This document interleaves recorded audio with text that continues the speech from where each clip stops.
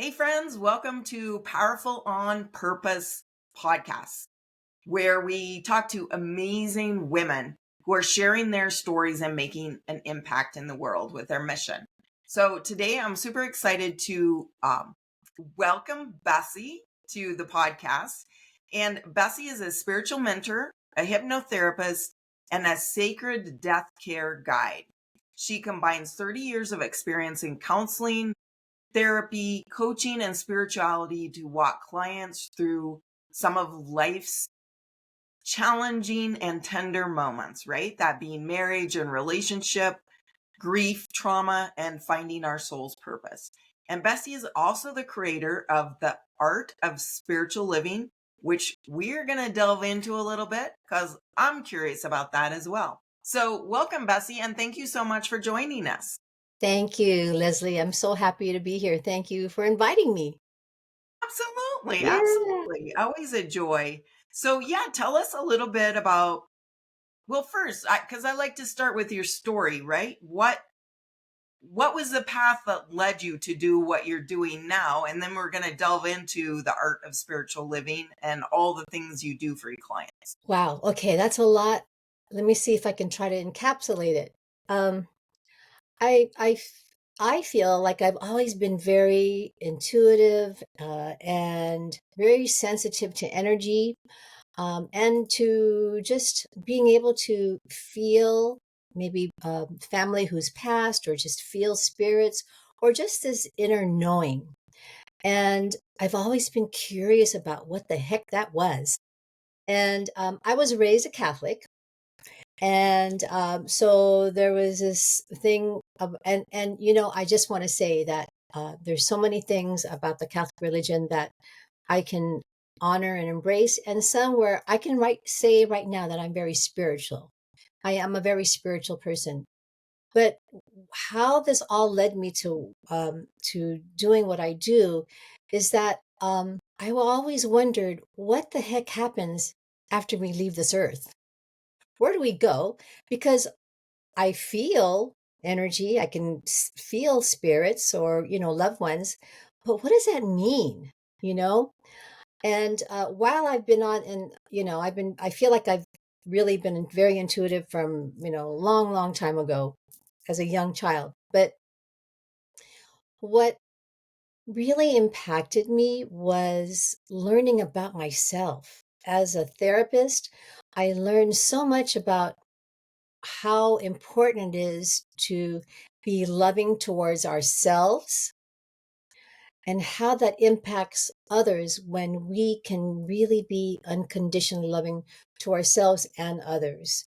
And so that's a part of my what I do. So there's that dash in between, the year that we are born and the year that we die, and that dash in between is so potent and powerful, you know and that, for me, learning how to be able to understand where we can be more loving versus fearful because of maybe old stories, right?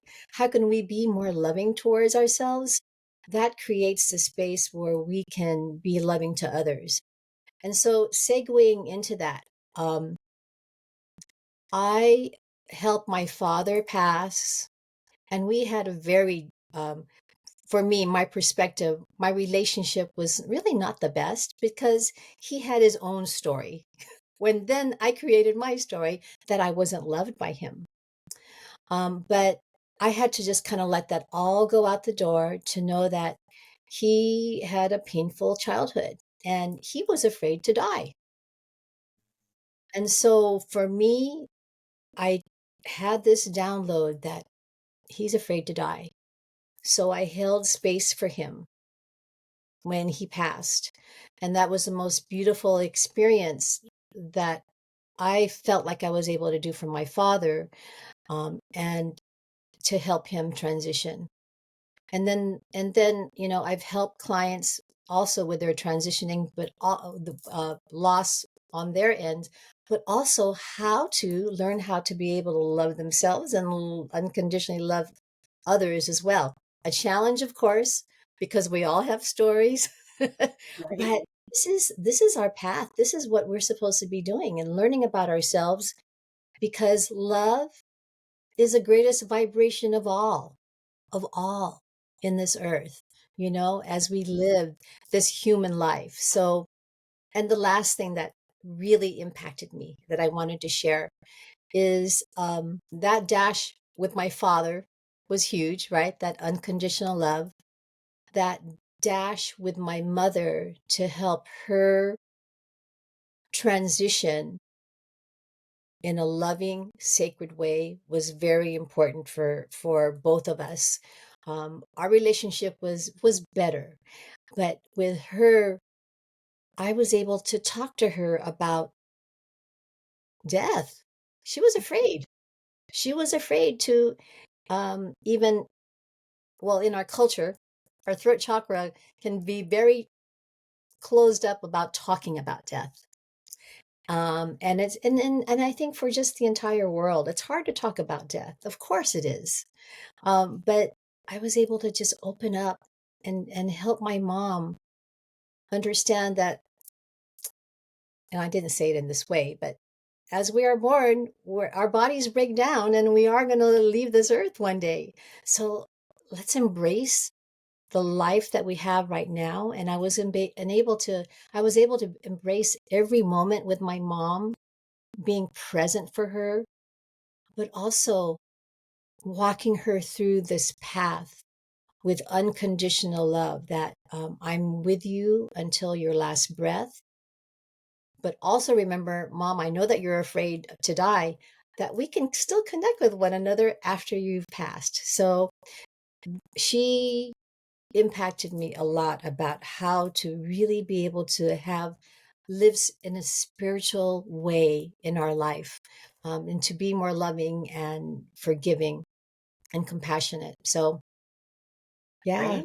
That's yeah, beautiful, honestly. yeah, And the thing I heard you say multiple times was that ability to hold space for people, yeah, right? And I think whatever aspect we're dealing with people, however, that is a beautiful thing to be able to do that, right? Because you're right. We have so many fears, so many hang-ups. There's so much noise out there. How do we come back to ourselves? And when we find someone that can hold that space, it's really a yes, blessing. yeah, yeah. And with my experience as a former therapist, but also the spiritualness of who I am, along with the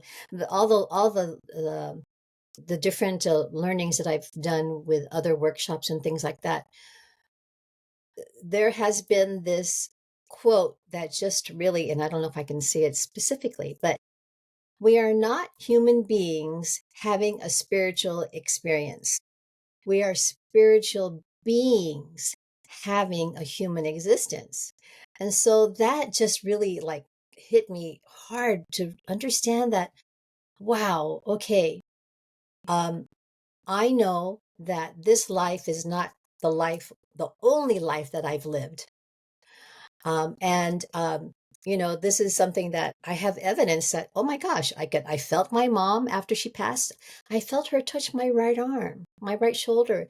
And she said to me, "Thank you, Bess." And I know that she said that to me because I was able to walk this path with her, you know? And for clients that I work with, it's the same thing. It's like, how can we really live this life, this human life, with all the challenges that come with it, right?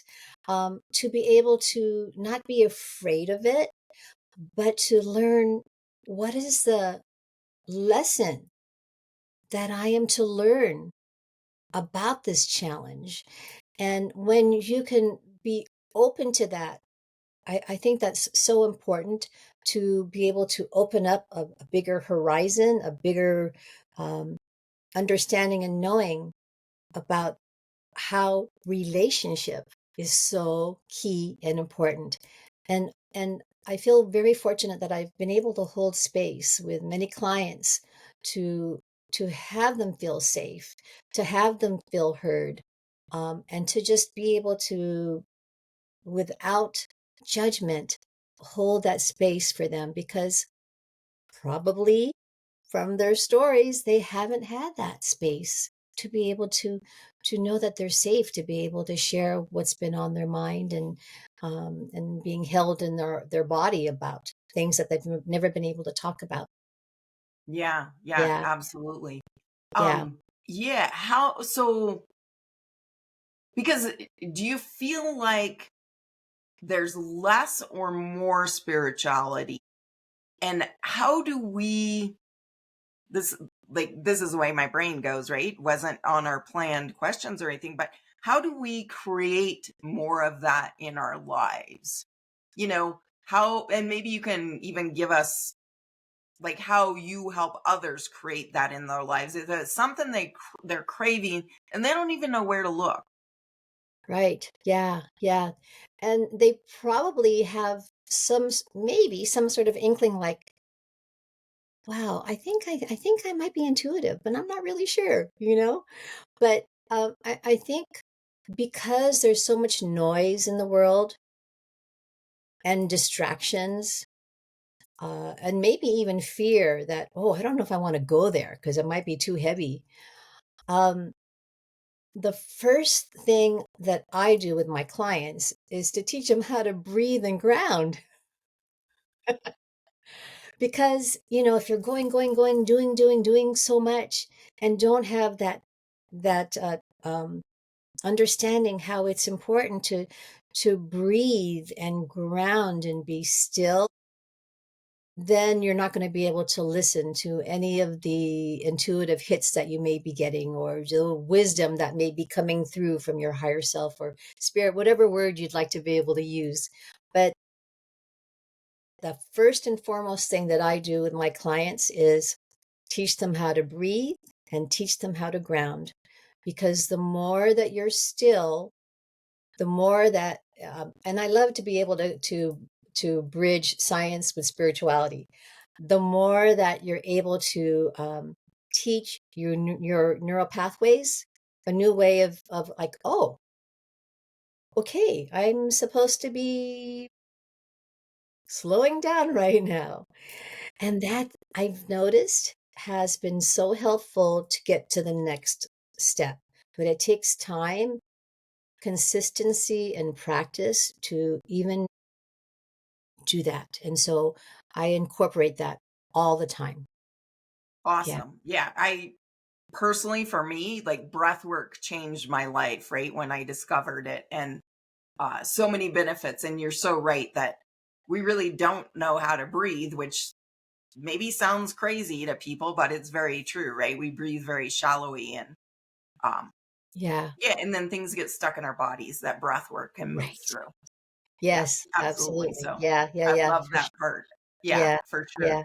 Yeah. Um, so what do you see as the like uh what's something you're fired up about now in your business or that maybe you're creating or um maybe a new technique that you're learning? Is there something that you're like, I'm really excited to do this thing? Oh gosh. Okay. So many So things. many, right? So many things. Yeah. But so I love that there's been this trajectory that's happened with my life right now. Um, and I think one of the things that I find that's important is making sure that we live our life to the fullest in that dash in between. And that could mean, for me right now, as a sacred death care guide, along with spiritual mentor and hypnotherapist, I am here to help others know that death, our physical death, is not the finality of life, and that we've come here. I think a lot of people understand this. We've come here in this life that we're living right now because we have chosen to do that, to be able to grow our soul, to be able to uh, maybe heal relationships, heal ourselves. That's why we are here. And I truly believe that because I feel like I've healed my relationship with my dad, with my mom, right now with my husband. There's so many things that I am really cognizant of. So, as a sacred death care guide, that I am so fired up about because I help not just individuals who may be going through that threshold of knowing that they're going to pass, they're going to be dying soon, and being able to hold that space with them with maybe regrets that they'd like to be able to heal, maybe the meaning of life and death, um, and being able to walk with the family and the family members through that space to talk about death with their loved one. Because, um, I could tell with my mom, I can tell it was lonely for her. It was a lonely path. But when we were able to talk about these things and with love and compassion, and as I held space with her, she was able to feel like she had ownership. And we were able to talk about the things that were important for her, like she wanted certain music, she wanted certain flowers, and certain things like that. But to be able to have her feel as safe could be for her until her last breath, that was so important. And what was amazing to me when she was in her hospice bed, the hospice nurse called me and said, Bessie, your mom wants to speak to you. And mom got on the phone and she said, Bess, it's time. And I said, okay, I will be there. Like I promised, I would be there. And yeah, she was ready. And it was a Wednesday. The next morning at about, I think, 5:30, we were living in Hawaii then. The sun came up. It was beautiful. The roosters were crowing, and mom took her last breath on earth and her first breath in the heavens. And that's when I felt her touch my right shoulder, and she said, thank you. And so it's such a beautiful thing. So I am fired up to let people know that live with no regrets. And whatever that is that's gnawing at you, like, oh gosh, I really need to be more present to my kids. I'm really gnawing away at my husband, or I'm holding this secret that's been held inside of me for so long. I want to be able to talk about it with someone. Or I'm afraid to die, all these things. It's like, if you, and this is how I feel truly, if I can know that before I die, I have no regrets, I would feel that I've lived a full life. And that's what I want others to really be able to know and understand, that, yeah, let's live a full life with no regrets, right? Absolutely. I'm with you 100%.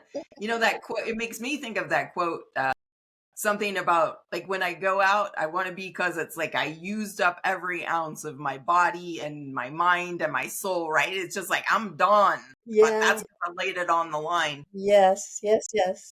Yeah, that's so beautiful. And I think you touched on so many different things, but the question I would think, because I am, right? And I think our audience would be too.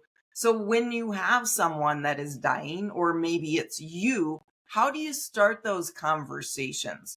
I think that oftentimes hangs people up, right? Like I want to, but I don't know quite how. So Very gingerly, there you very go. gingerly, but and with love, and especially if um there's that fear. I had someone that I was talking to about this, and you can open it up to, you know, what what do you think about what the doctor has said about your prognosis? Opening it up in that way versus, well, okay, right? I mean, just blurting it out, especially if you I think it's very important to broach the subject very gently in a way that maybe brings it around, like, how do you feel about the prognosis the doctor has given you right now? You know, and just coming that from that direction, then it can start opening up, you know, um, for more conversation about it. And I Exactly. think that that is really helpful. And being using your intuition too, I think is really important. I, um, gosh, before I came on to you for this podcast, before I work with a client, I always breathe, center myself, and I ask my guides and ask spirit to be with me, so that I can be a vessel. Because truly, I'm a vessel. I'm the spiritual vessel. And when I can trust my intuition and trust my guides for the words, for the space to be with my clients, to know what to say, I think that is very helpful also, because I'm not doing it alone either. Exactly. And Yeah. and maybe that's the key, right? Is being there for ourselves, knowing we have all above behind us, and then finding those ways we can be there for that other person or those people in that situation. And like you say, being ginger about it, but also being the one that's willing to kind of step out and say, okay, like I'm feeling really uncomfortable or afraid of this. I suppose that would be another way to handle it, right? You saying, wait a minute, yeah, I'm feeling afraid of this. I don't know about you, but Yeah, yeah. I know that this is an uncomfortable topic to broach right now, but I really would love to be able to support you. And how can I help? What is it that I can do for you? Things like that, I think, are are um, are important. And you're right, knowing that, yeah, it's not a topic that we talk about on the fly. right? Yeah, And yeah, yeah, like we're all headed that way, right? It's a very natural thing, and but you're right, it is very taboo. And if somebody says, "Oh, you're gonna die," even in jest, everybody's like, "Oh, you shouldn't say that." Like that's where we're all headed. yeah, yeah, yeah. And I love that, even if there is some uncomfortableness, I think if there's someone like a sacred death care guide, someone to be able to rally the family together to have maybe some sort of rituals or things to help the dying person. For example, there was someone that mentioned this the other day. I forget who it was, but they had one family member had pictures, and they didn't know who all these people were, and so they would show the pictures. Okay, so who is this, and how does this relate? How does this person relate to you? Things like that. Or maybe being the family coming together to maybe even talk about a memory, a really cool memory that they have.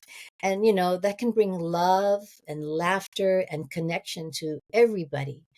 Um, and I think that's a beautiful thing to do, so that that dying person can feel that joy about how maybe they've impacted someone's life, how they feel loved and held.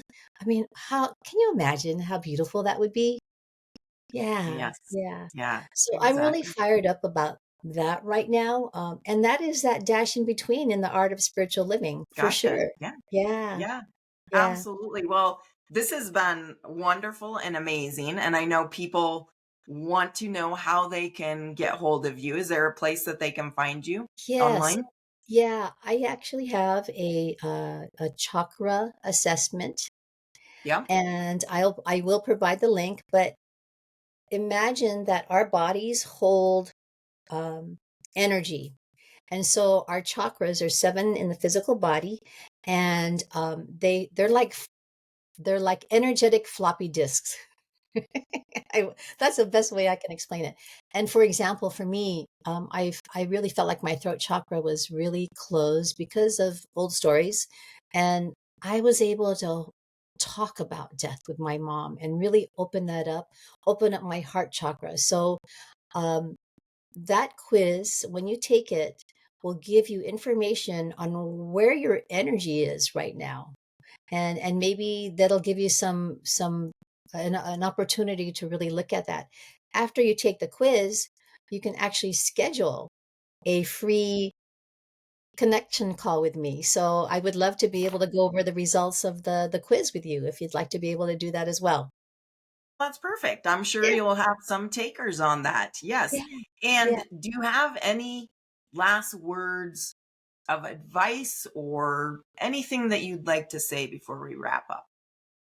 Well, I have this quote that's right in front of me, well, actually to the side, and I'm going to read it because it reminds me so much about present moment awareness. Okay. As you step into your day, may you remember that death is not to be feared but honored, and that every breath is a sacred chance to live more fully, love more deeply, and leave with no regrets. Beautiful. That is a beautiful place to end. Thank you so much for joining us. I know our listeners and myself have gotten some great advice and a different perspective, right? Again, on a subject that we don't necessarily talk about all the time, but I think we need to be talking about more. Yeah, Yeah. absolutely. Absolutely. Thank you, All Leslie, right. for having me. Oh, thank you so much and so many blessings to you and yours. You as well. Thank you. Yep. And stay, look out for our next episode because we're bringing more amazing women to you, sharing their stories and how they're changing the world.